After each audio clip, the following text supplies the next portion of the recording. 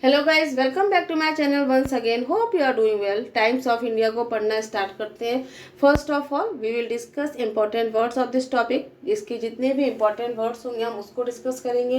We will discuss parts of speech, इसका जो parts of speech, इसका जो नेचर है हम उसको भी डिस्कस करेंगे एंड विद एग्जाम्पल। और जो वर्ड होगा उसको एग्जाम्पल के थ्रू हम समझने की कोशिश भी करेंगे। अगर ज़रूरत लगेगा तो हम उसको हिंदी में भी डिस्क्राइब करेंगे।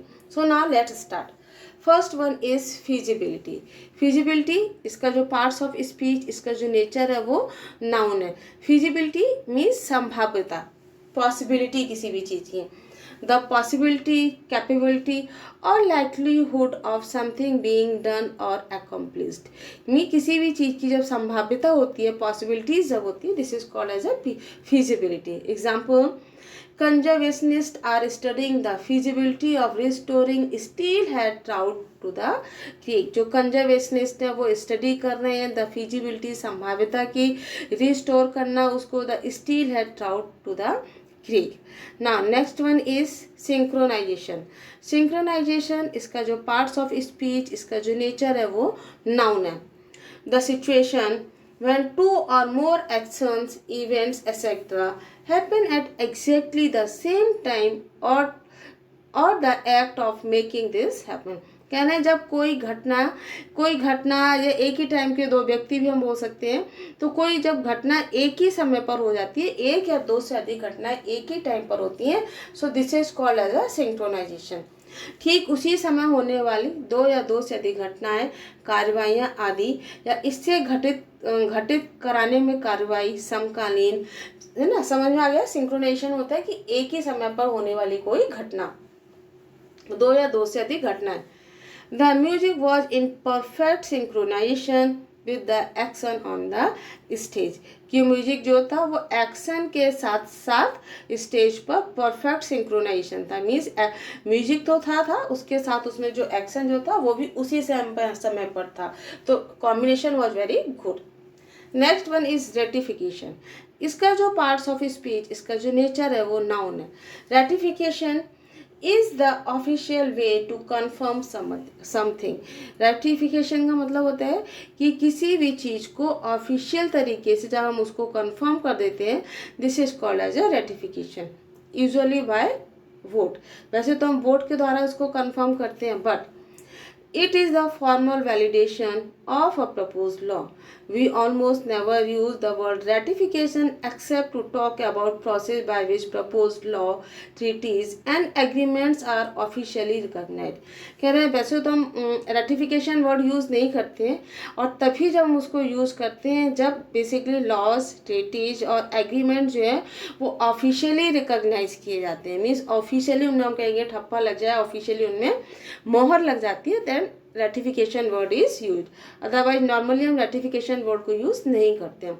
Next one is persuasive. Persuasive इसका जो पार्ट्स ऑफ स्पीच, इसका जो नेचर है वो एडजेक्टिव है। It means able to persuade somebody और डू और believe something.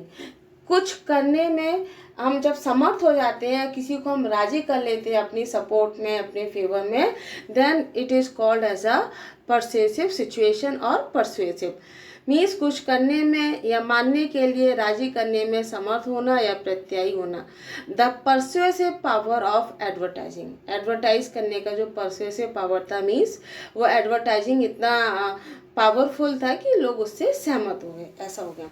Next one is stake holder.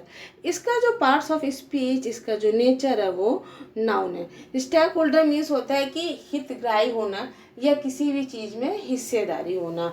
It can be a person, it can be a group and it can be an organization also. ये person, group और organization कुछ भी हो सकता है। So now stakeholder is a person. Stakeholder एक person, group और organization with a vested interest or stake in the decision making and the activities of the business, organization or project. Stakeholders can be members of the organization they have a stake in, or they can have no official affiliation, कह रहे हैं कोई भी official affiliation तो उनका नहीं होता है, but now they can be member, they can be a person and they can be a group, वो ग्रुप ऑर्गेनाइजेशन कुछ भी हो सकते हैं। The estate planning fails when groups of stakeholders feel ignored, marginalized और अनइम्पॉर्टेंट। स्टेट प्लानिंग जो थी वो फेल हो गई जब ग्रुप ऑफ स्टेक होल्डर्स, जो हितग्राही जो ग्रुप था, वो उनको लगा कि नाउ दे आर इग्नोर्ड, उनको इग्नोर किया जा रहा है, मार्जिनलाइज्ड है और अनइम्पॉर्टेंट है। Next word is distilled. इसका जो पार्ट्स ऑफ स्पीच, इसका जो नेचर है वो वर्ब है। जीरन और प्रेजेंट पार्टिसिपल में अगर हम इसको यूज करेंगे तो distilling. To make a liquid pure by heating it until it becomes a gas and then collecting a liquid that forms when the gas cools। Means जैसे पानी वगैरह किसी भी चीज़, जब हम पानी को भी लिक्विड होता है उसको हम गर्म करते हैं, फिर वो भाप बन जाता है, फिर हम उसको पुनः ठंडा करते हैं अगेन उसको, देन तब हम उसको कलेक्ट करते हैं। So this is called as a distilled. The acid distilled at specific temperature. Acid जो है वो एक स्पेसिफिक टेम्परेचर पर आकर ठंडा हो गया। तो डिस्टिल को हम कई बार कम करने के सेंस में भी यूज करते हैं, बट डिस्टिल मीन्स होता है कि पानी को गर्म करने के बाद जब वो ठंडा हो जाता है तब हम उसको डिस्टिल वर्ड यूज करते हैं। So now all the important words of this topic are completed. इस टॉपिक के जितने भी इम्पॉर्टेंट वर्ड्स थे वो हम लोगों ने कंप्लीट कर लिए, साथ में हमने इसके जो एग्जाम्पल्स थे उसको भी समझने की कोशिश की और इसके parts of speech. Now come to the topic, one nation many polls. एक राष्ट्र और अनेक ध्रुव। तो यहाँ ध्रुव से इन द सेंस है कि राष्ट्र तो एक है लेकिन उसके जो पार्ट्स हैं, उसके जो हिस्से हैं वो बहुत सारे हैं। वन नेशन मैनी पोल्स, एक राष्ट्र एंड बहुत सारे ध्रुव। Now simultaneous polls are a good idea. कह रहे हैं साइमल्टेनियस पोल्स जो है उसका जो चुनाव कराना, एक साइमल्टेनियस मीन्स एक साथ, गुड आइडिया मीन्स अच्छा विचार। तो साइमल्टेनियस पोल्स एक साथ चुनाव कराना एक अच्छा आइडिया है, अच्छा विचार है, but given multipolar polity.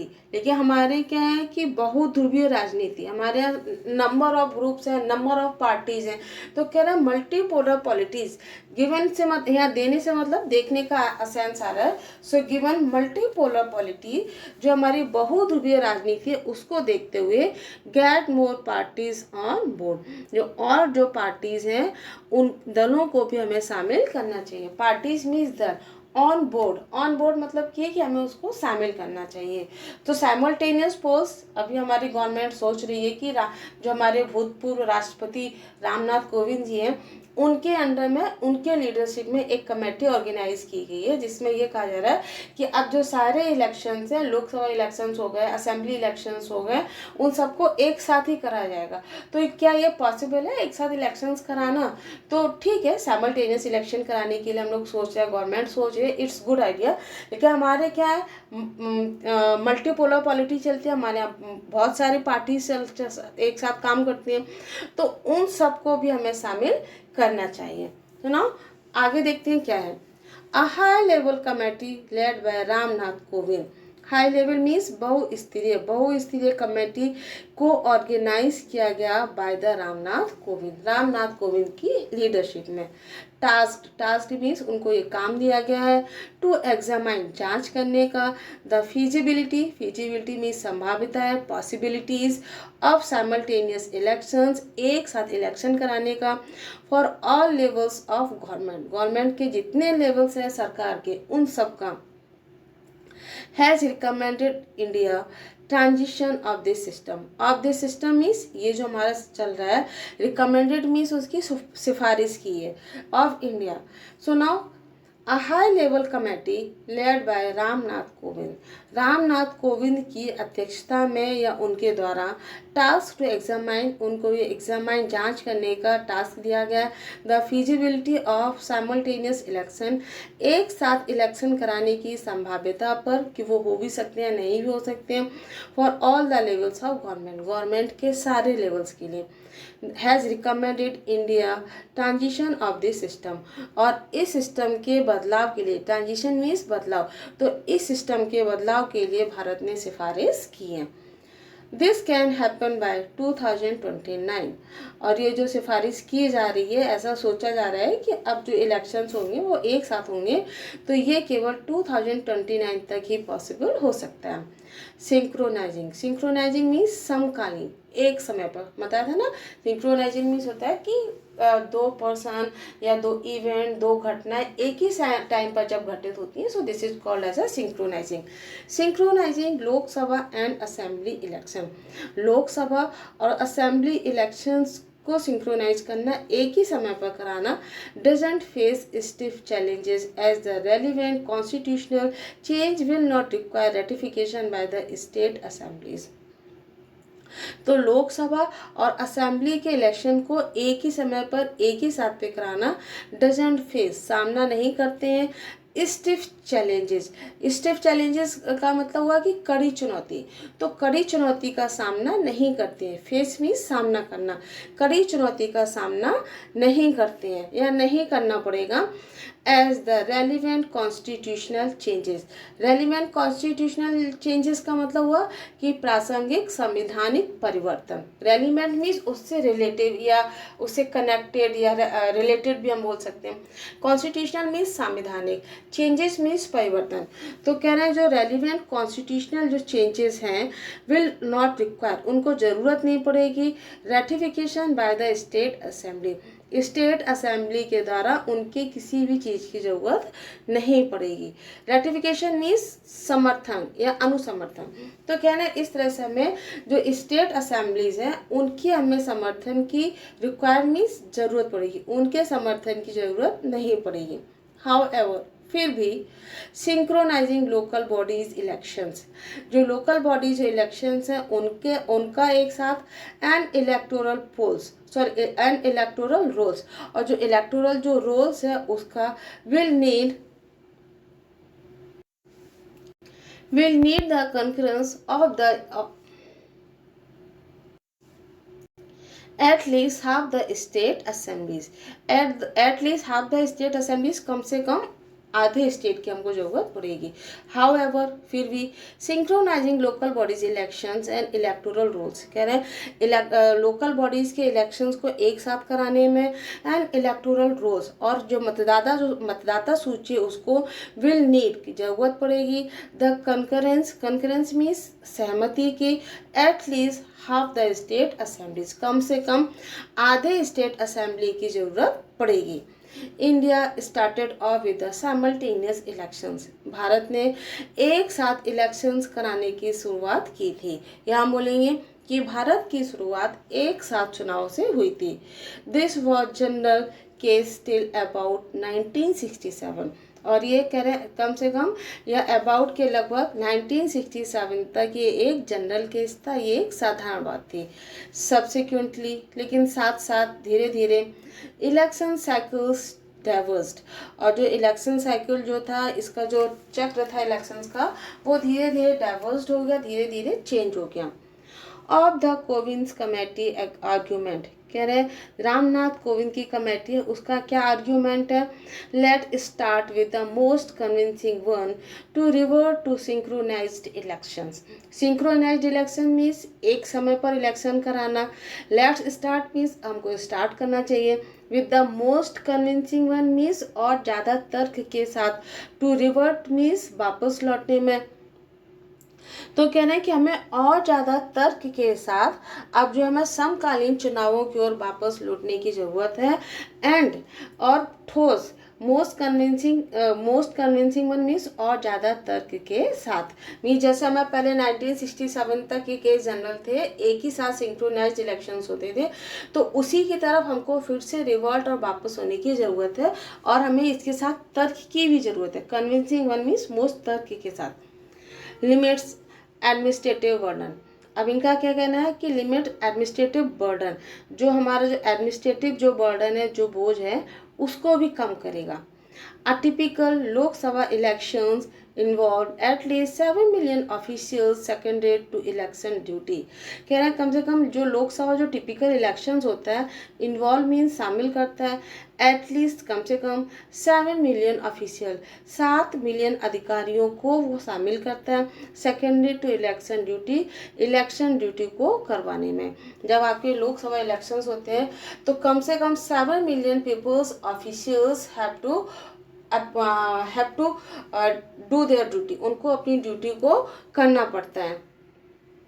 Schools are used as polling booths, और स्कूल्स को भी हम कैसे ऐसा पोलिंग बूथ की तरह हम उनको यूज़ करते हैं। पोलिंग बूथ मीन्स मतदान केंद्रों के रूप में।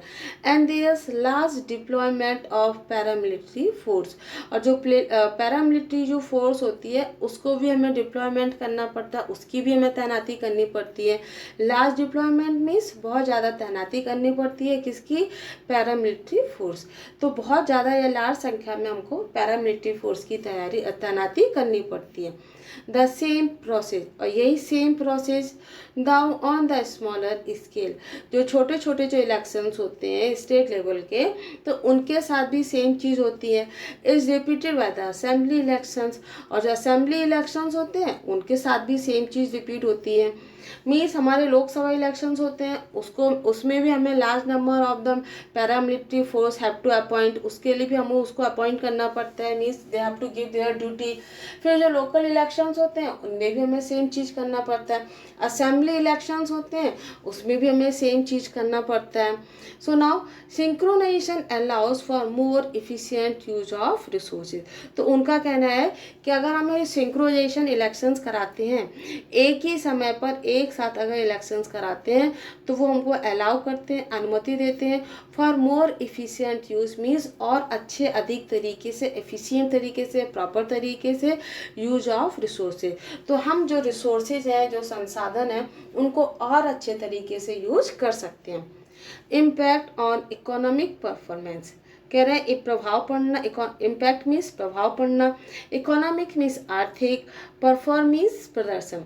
तो जो हमारा एक आर्थिक जो प्रदर्शन है उस पर हमारा क्या प्रभाव पड़ता है। कोविन कमेटीज स्टडी, कह रहे हैं कोविन की कमेटी की जो स्टडी है, उनका जो अध्ययन है, ये on the likely economic benefits of simultaneous elections. उनका कहना है कि जो साइमल्टेनियस इलेक्शन, एक साथ इलेक्शन कराएंगे, उसको हमें इकोनॉमिक बेनिफिट मिलेगा। मीन्स कोविड की कमेटी जो ऑर्गेनाइज उन्होंने की है उनकी लीडरशिप में, तो उनका कहना है कि साइमल्टेनियस इलेक्शन से हमें आर्थिक जो लाभ मिलेगा उस पर फर्क पड़ेगा। इज अनकन्विंसिंग, वो तो एक अनकन्विंसिंग है। मीन्स हम इस अनकन्विंसिंग का मतलब होता है कि फेलिंग टू इम्प्रेस, हम उनकी ये बात जो है वो हमको इम्प्रेस नहीं कर पा रही है, हमें ये वाली उनकी बात समझ में नहीं आ रही है, और ये अनकन्विंसिंग है, ये आपका एडजेक्टिव, इसका जो पार्ट्स ऑफ स्पीच, इसका जो नेचर है वो एडजेक्टिव है। तो कह रहे हैं इनका ये जो तर्क है कि इकोनॉमिक परफॉर्मेंस पे फर्क पड़ेगा और साइमल्टेनियस इलेक्शंस एक साथ कराने पे, तो ये बिल्कुल अनकन्विंसिंग है, ये हमको इम्प्रेस नहीं कर पा रही है, ये हमारी समझ में नहीं आ रहा।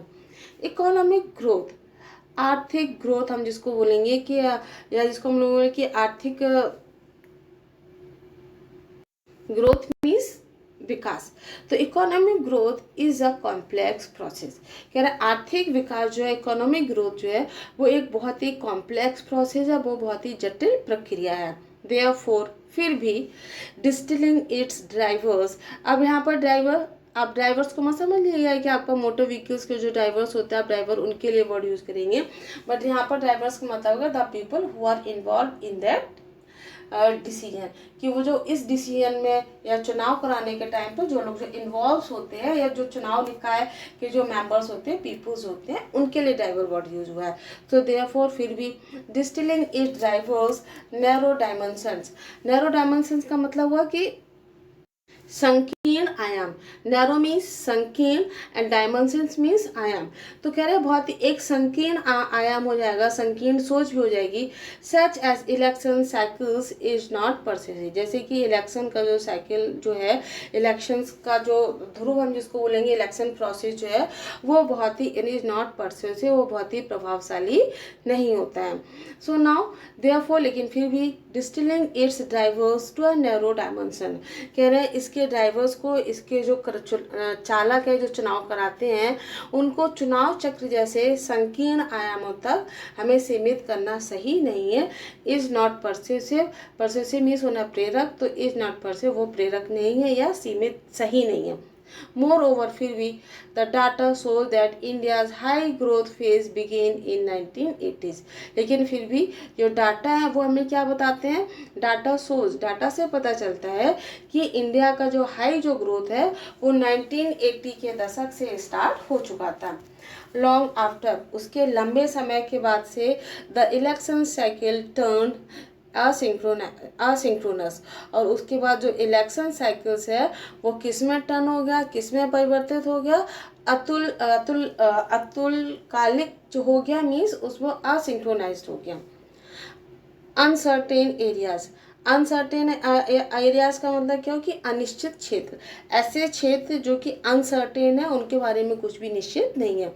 सो uncertain areas, some of the other aspects, कह रहे हैं कुछ पहलू, एस्पेक्ट्स मीन्स पहलू, तो some of the other aspects cited, कुछ पहलू हमें ये भी बताते हैं, साइटेड मीन्स बताना, बोलना, कहना, तो some of the other aspects cited in favour के पक्ष में है कि कुछ एस्पेक्ट्स, कुछ फेवर जो पॉइंट्स हैं वो किसके फेवर में, पक्ष में, साइमल्टेनियस इलेक्शन, साइमल्टेनियस इलेक्शन कराने के फेवर में है।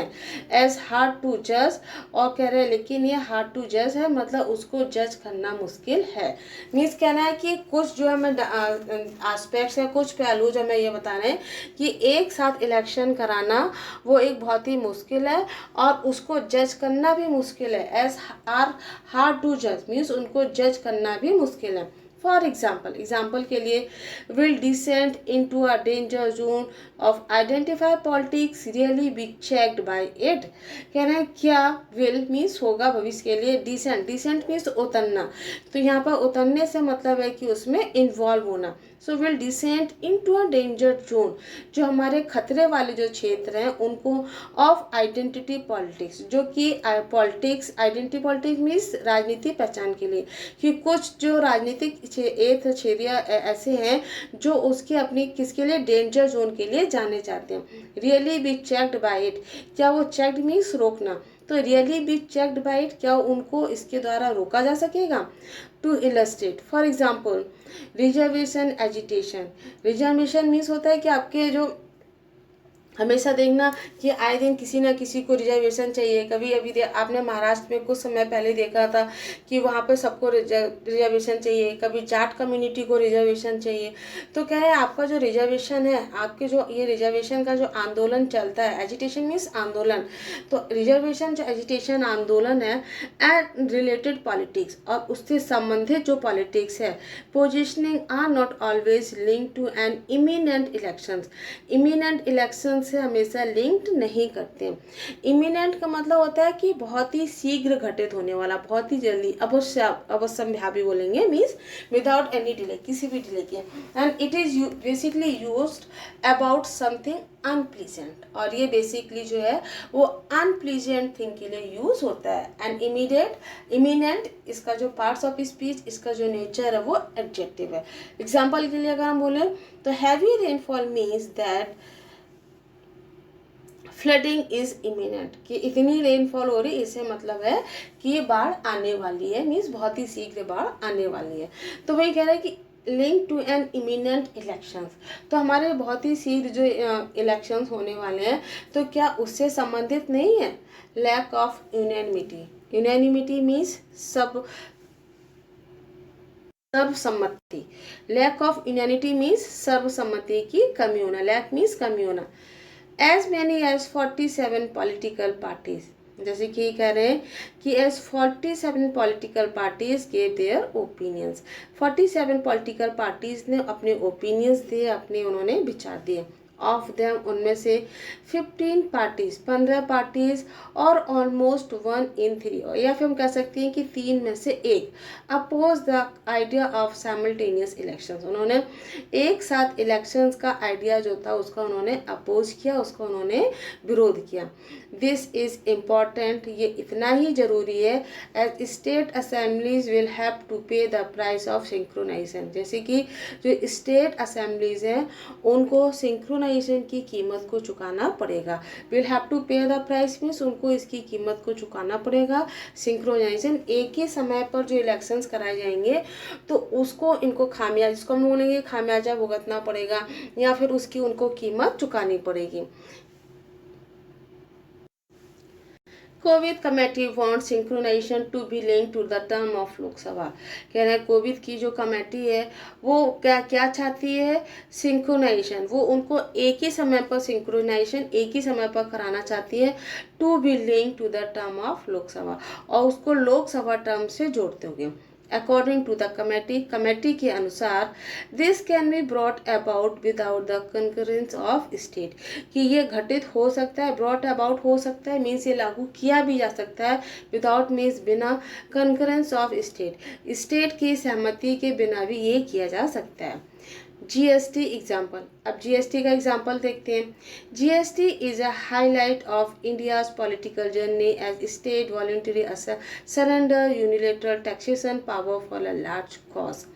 जीएसटी का एक बहुत ही हाईलाइट करने वाला रीज़न हो गया था of India's political journey, India का जो राजनीतिक जर्नी है उसके लिए एज स्टेट वॉलंटरी मीन्स होता है स्वेच्छा से, सरेंडर मीन्स अपने आप को सरेंडर कर देना, यूनिलेटरल मीन्स सर्वसम्मति से, taxation powers for a larger cause, एक बड़े लार्ज कॉज के लिए, मीन्स उनका कहना है कि जीएसटी जो है उसके लिए सरेंडर कर दिया था, आत्मसमर्पण कर दिया था एक तरफा, यूनिलेटरल मीन्स एक तरफा, और उसका कारण था कि टैक्सेशन पावर जो कर वाली जो शक्तियाँ थी, टैक्सेशन पावर्स था उसके लिए, या हम जो सिंपल बोल सकते हैं कि जीएसटी भारत की राजनीतिक यात्रा का एक मुख्य आकर्षण रहा है, हाईलाइट भी रहा है एज स्टेट, क्योंकि स्टेट राज्यों ने एक बड़े उद्देश्य के लिए स्वेच्छा से, वॉलंटरी मीन्स स्वेच्छा से, यूनिलेटरल मीन्स एक तरफा, तो एक तरफा जो आपका टैक्सेशन जो पावर था उसको आत्मसमर्पण कर दिया था, उसको उन्होंने सरेंडर कर दिया था। It required years of work, अब इसको कई सालों के लिए काम करने की ज़रूरत है, अक्रॉस 2 सेंट्रल गवर्नमेंट्स, कम से कम 2 central governments to get their support, और अपना सपोर्ट पाने के लिए, या बोलेंगे कि उसका समर्थन प्राप्त करने के लिए 2 सेंट्रल गवर्नमेंट, 2 केंद्रीय सरकारों के बीच तक उसको काम करना पड़ा। मीन्स जीएसटी इतनी जल्दी लागू नहीं हो गया, बल्कि कई दशकों तक या 2 दशकों तक, 2 दशक तो नहीं, 2 सेंट्रल गवर्नमेंट मतलब 10 साल 15 साल के आसपास हो गया, तो उस टाइम तक इसको वेट करना पड़ा या उसको काम करना पड़ा। Persuasion is a virtue in democracy, कह रहा है परसुएशन जो है, परसुएशन मीन्स अनुनय विनय, तो परसुएशन मीन्स अनुनय विनय करना या किसी को या सपोर्ट में अपने लाना किसी भी तरीके से। So persuasion is a virtue in democracy, लोकतंत्र में हमारा अनुनय विनय जो है वो एक बहुत बड़ा गुण है या बहुत बड़ा हम एक क्वालिटी भी उसको बोल सकते हैं। Simultaneous elections will cause a disruptive change, कि साइमल्टेनियस जो इलेक्शंस हैं वो एक डिसरप्टिव चेंज लाएंगे, मीन्स बहुत बड़ा चेंज लाएंगे, जिसको विघटनकारी परिवर्तन जिसको हम लोग डिसरप्टिव चेंज मीन्स विघटनकारी परिवर्तन लाएंगे। दैट्स नॉट अ प्रॉब्लम, ये एक समस्या नहीं। If political stakeholders support it before government of India take the next step, कह रहे हैं आपके जो पॉलिटिकल जो स्टेक होल्डर्स हैं, आपके जो राजनीतिक हितधारक हैं, वो अगर इसको सपोर्ट करते हैं, वो अगर इसका समर्थन करते हैं तो इसमें कोई समस्या नहीं है। Before government of India take the next step, जब तक गवर्नमेंट ऑफ इंडिया नया नेक्स्ट स्टेप लेती है तब तक अगर आपके जो पॉलिटिकल स्टेक होल्डर्स हैं उसके जो ग्राही हैं उसके जो सपोर्टर्स हैं वो अगर सपोर्ट करते हैं गवर्नमेंट ऑफ इंडिया को या सरकार को इस चीज़ में लाने के लिए, इस कमेटी को लाने के लिए, तब तक तो कोई बात ही नहीं है। लेकिन अगर वो लोग ही सपोर्ट नहीं करेंगे तो it will take a long time, तो शायद हो सकता है कि और थोड़ा सा और समय लग जाए। Thanks for watching. I hope the topic is clear to you. Topic आपको बहुत अच्छे से समझ में आ गया होगा। And thanks for watching. Like, subscribe and share. अगर आपने अभी तक मेरे चैनल को सब्सक्राइब नहीं किया है तो सबसे पहले इसको सब्सक्राइब कीजिए। Thanks for watching.